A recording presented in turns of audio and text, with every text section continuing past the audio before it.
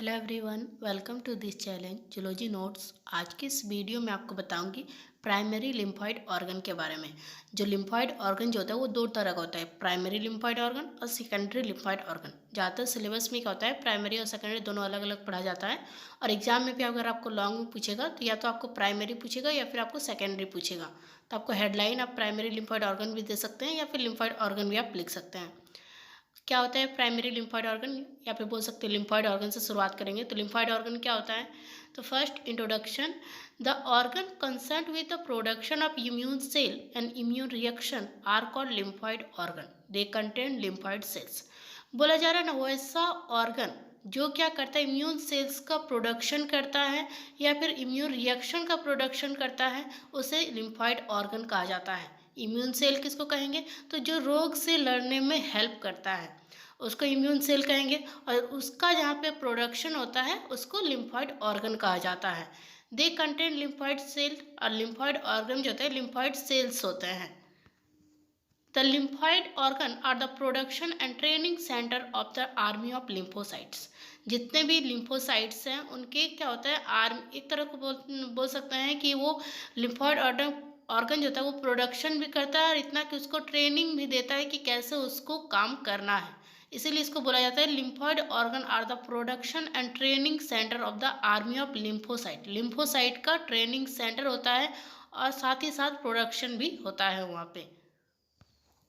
उसका types of lymphoid organ, lymphoid organ के कितने टाइप्स होते हैं। The lymphoid organ of two types, lymphoid organ जो होते हैं वो दो तरह के होते हैं, the primary lymphoid organ and the secondary lymphoid organ.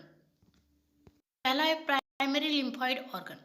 Primary lymphoid organ are the major site of lymphopoiesis. ये जो प्राइमरी लिम्फॉइड ऑर्गन जो होता है सबसे प्रमुख मतलब होता है ना, प्राइमरी लिम्फॉइड ऑर्गन सबसे प्रमुख साइट्स होता है लिम्फोपोइसिस का। Here the lymphoid stem cell proliferate, differentiate and mature into immunocompetent cell in the absence of antigenic stimulation। Primary lymphoid organ के यहाँ पे क्या होता है, तो लिम्फॉइड स्टेम सेल जो होता है वो अपना मतलब होता है वो अपना प्रोडक्शन करता है, अपना वंश को बढ़ाता है, डिफ्रेंशिएट करता है और इतना कि मैच्योर होता है, बड़ा होता है किसमें, तो इम्यूनो कॉम्पिनेंट सेल्स में, और एंटीजेनिक के स्टिमुलेशन के एब्सेंस में ये होता है। Primary lymphoid organ are the production centre and army headquarter of the immune system. Primary lymphoid organ जो होता है ये प्रोडक्शन सेंटर के साथ साथ इम्यून सिस्टम का हेडक्वार्टर भी कहा जाता है।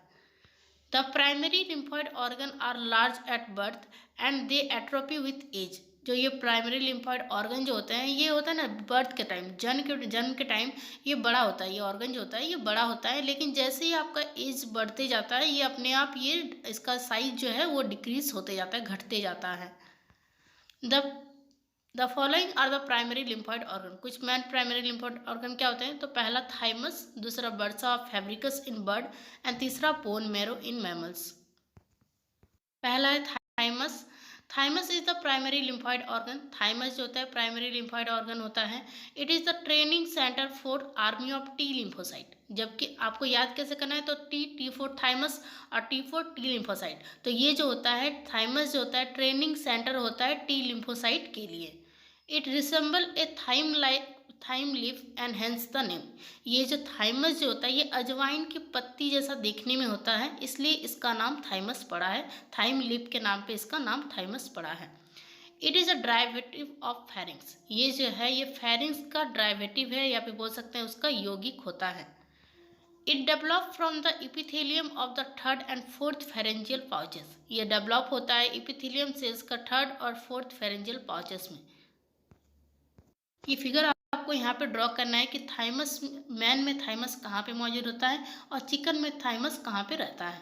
आपको जितना भी मैं फिगर दिखाऊंगी आपको वो फिगर आपको ड्रॉ करना है। आप चाहे तो पॉइंट को आप लिखने में घटा सकते हैं, लेकिन आप फिगर जरूर ड्रॉ कीजिएगा। It begins it development on the 6th week of gestation. ये थाइमस जो है ये डेवलप होने शुरू होता है गेस्टेशन का 6वां वीक से। In human beings, the thymus consists of two oval lobes just behind the top of the sternum, below the thyroid gland. Human being में थाइमस जो होता है वो मौजूद होता है कहाँ पे, तो स्टर्नम के टॉप पर, स्टर्नम के टॉप में जस्ट दोनों साइड दो ओवल शेप के लोब पाए जाते हैं और ये मौजूद होता है थायराइड के जस्ट नीचे, ये मौजूद होता है स्टर्नम, वहाँ पे ये थाइमस रहता है। In birds it is made of 7 lobes on each side of the neck. और बर्ड्स में क्या होता है, ये बना हुआ होता है 7 लोब का, जो कि ये मौजूद होता है नेक के साइड्स में। तो ये फिगर आपको यहाँ पे ड्रॉ करना है, section of thymus showing the structure of A lobule.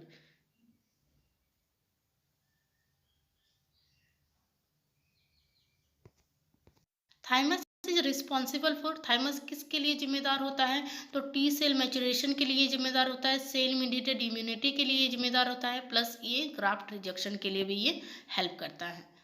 Function of thymus, thymus का क्या फंक्शन होता है, तो T lymphocyte mature in the thymus, T lymphocyte जो होता है वो मैच्योर होता है थाइमस में। It brings about cell mediated immunity, ये लाता है सेल मीडिएटेड इम्यूनिटी को, और it brings about graft rejection, और ये ग्राफ्ट रिजेक्शन को भी लाता है। उसका सेकंड पॉइंट है बर्सा ऑफ फैब्रिकस। ये क्या होता है, तो bursa of Fabricius is the primary lymphoid organ in bird. ये बर्सा ऑफ फैब्रियस जो होता है ये प्राइमरी लिम्फॉइड ऑर्गन होता है जो कि बर्ड्स में पाए जाते हैं। याद रखिएगा B for bursa and B for birds, इससे याद रहेगा कि ये जो है बी लिम्फोसाइट, इतना कि ये जो होता है ना ये बी लिम्फोसाइट। देखिए second point, bursa is the training centre for the army of B lymphocyte. ये जो ट्रेनिंग सेंटर होता है, थाइमस टी ट्रेनिंग सेंटर होता है मतलब टी लिम्फोसाइट का, और बर्सा जो होता है ये ट्रेनिंग सेंटर होता है बी लिम्फोसाइट्स का। In birds B cell develop from the stem cell present in the yolk sac, liver and the bone marrow. Birds में जो होते हैं बी सेल डेवलप होते हैं स्टेम सेल से, जो कि मौजूद होते हैं यॉर्क सेक में, लीवर में और बोन मैरो में, वहाँ से बी सेल डेवलप होते हैं स्टेम सेल से होते हुए।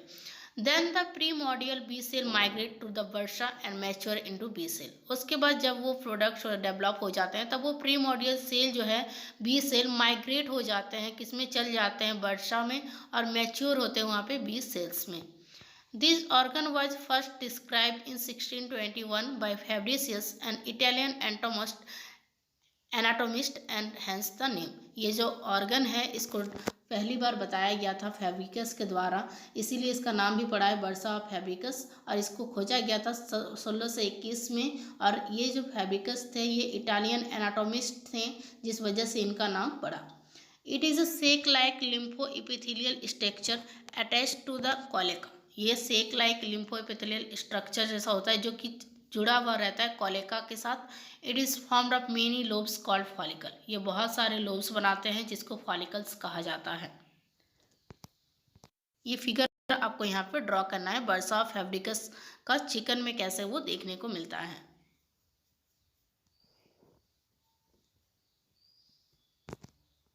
Bursa is responsible for maturation of B lymphocyte humoral immunity.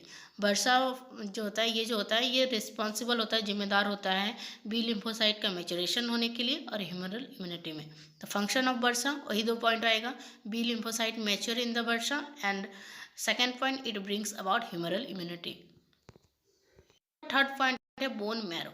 Bone marrow is a primary lymphoid organ. It is a soft tissue located within the cavities of the bone. ये जो bone marrow होता है ये primary lymphoid organ होता है और ये बहुत ही सॉफ्ट टिश्यू होता है जो कि मौजूद होता है बोन्स के कैविटीज़ में।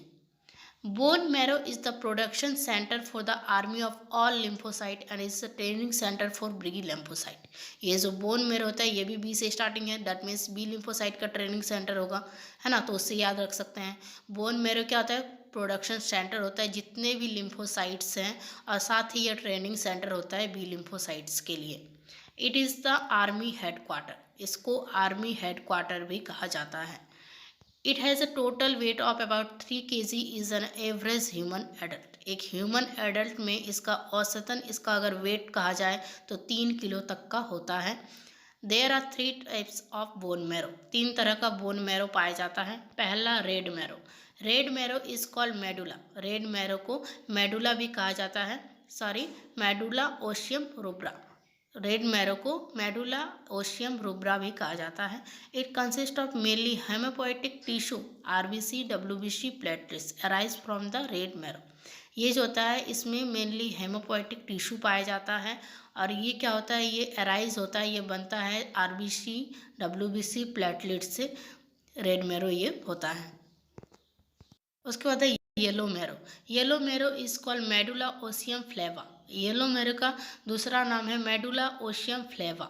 It is mainly made of fat cell. ये बना हुआ होता है फैट सेल्स का।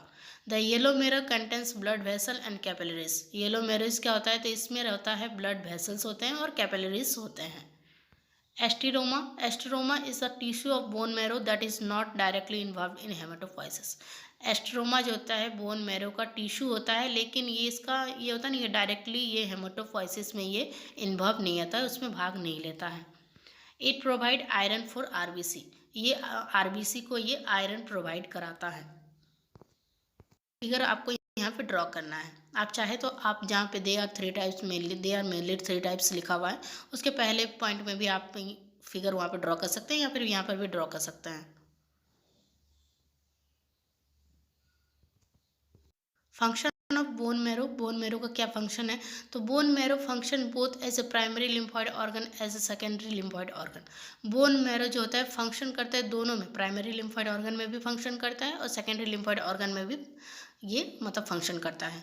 B lymphocyte develop in the bone marrow. और वो जो बी लिम्फोसाइट जो होता है वो डेवलप होता है बोन मैरो में।